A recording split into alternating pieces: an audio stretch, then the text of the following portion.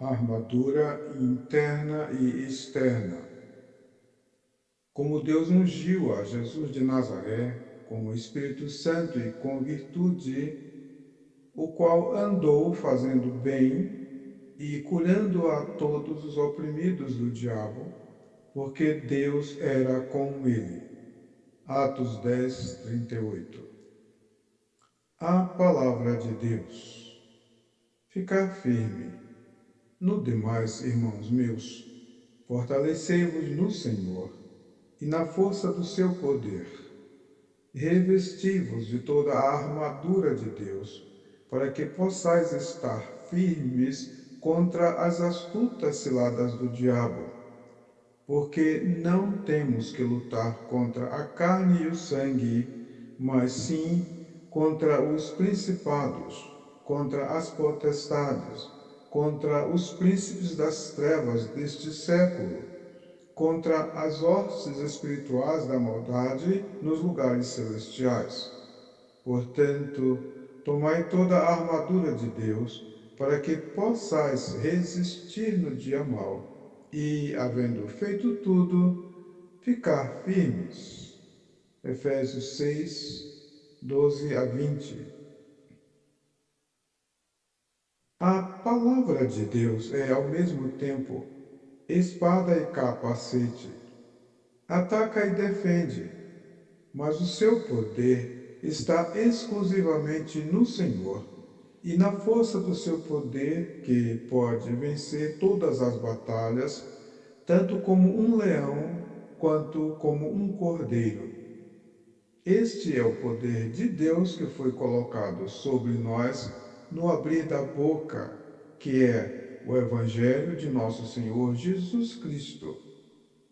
Pregar e viver o Evangelho se compreende o mesmo que assentar-se em lugares celestiais por estar em Cristo, considerando a verdade de seu corpo onde ele estiver.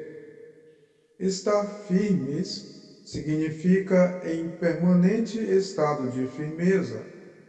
Quando vier o inimigo como uma corrente das águas, repousando na verdade de que o Espírito do Senhor arvorará contra ele a sua bandeira.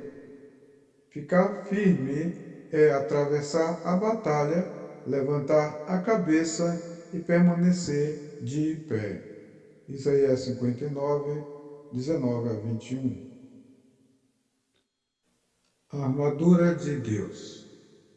Esta palavra está sendo lembrada e buscada no momento em que desejamos falar da armadura de Deus, provisão que nos foi recomendada por mensagem apostólica, para entendermos melhores como resistir ao diabo e como ficar firmes durante e depois dos possíveis desafios e inevitáveis guerras contra as hostes espirituais da maldade nos lugares celestiais. E temos lembrado que a nossa força vem de Deus pela glória do Evangelho, poder de Deus para a salvação de todo aquele que crer. É lógico e de fácil entendimento que numa luta contra a carne e o sangue, nas guerras naturais do homem, o homem precisa de armaduras humanas para proteger-se, sobreviver ou vencer a guerra. Mas para vencer nas lutas contra o mal, está escrito: sujeitai-vos, pois, a Deus, e resisti ao diabo, e ele fugirá de vós. Tiago 4, 7. De fé em fé. A armadura de Deus não significa Deus armado, mas a arma poderosa que ele pôs dentro de nós e que nos consagra a andar sobre as nossas alturas. De fé em fé, de glória em glória, até chegarmos aos lugares celestiais. Lugares celestiais significa estar com Cristo onde quer que ele esteja. Jesus Cristo disse: aquele que de mim se alimenta, viverá por mim. É ele o Evangelho vivo. O Evangelho é o poder de Deus para a salvação de todo aquele que crer. Portanto, sujeitai-vos, pois, a Deus, e reconhecei-o em todos os vossos caminhos, e ele endireitará as vossas veredas.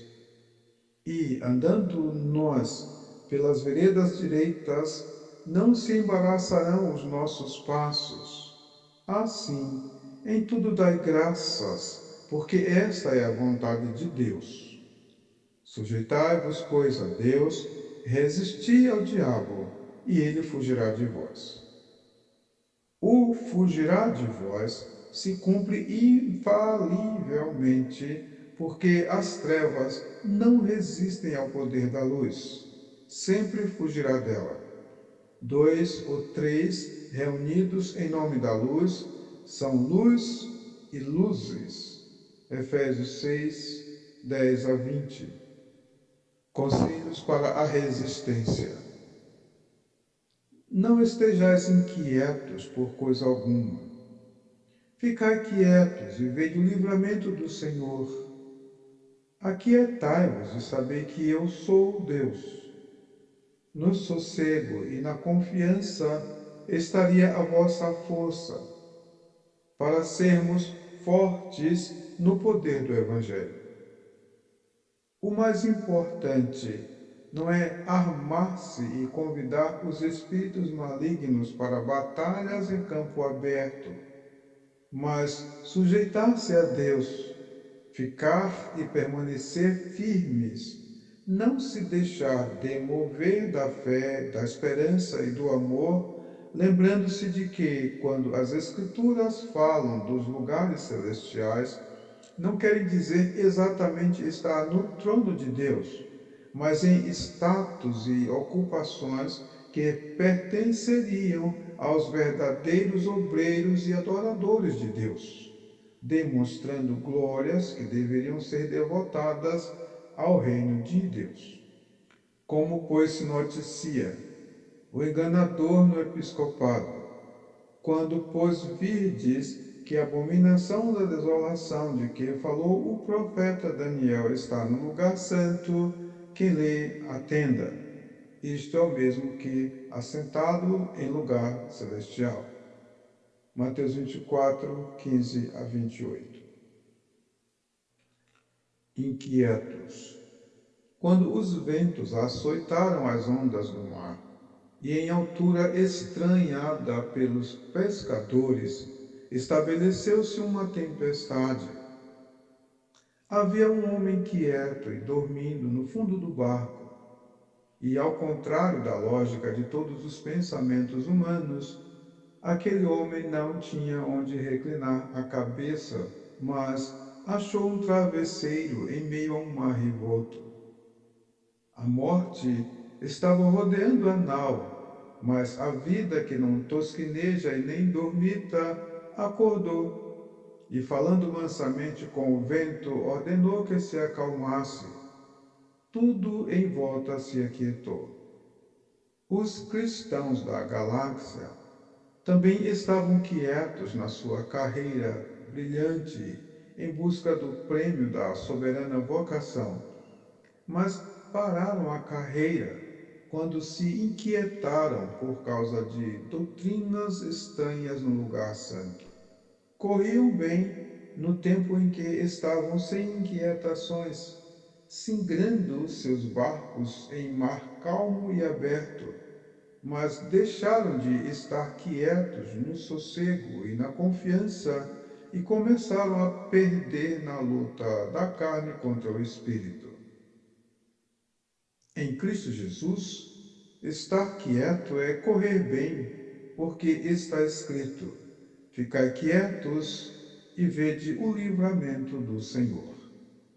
Marcos 4, 35 a 41. O homem caiu, mas ficou conhecendo o bem e o mal. E as Escrituras nos convidam a conhecer melhor tanto o bem quanto o mal, para a manutenção da nossa santidade. Conhecer o bem e o mal, não o bem e o mal, com U, como o homem é conduzido ou seduzido, enganado e induzido a mergulhar de cabeça.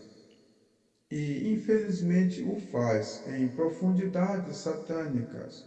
Mas, em palavras mais simples, o homem deveria conhecer o que faz o bem e o que faz mal,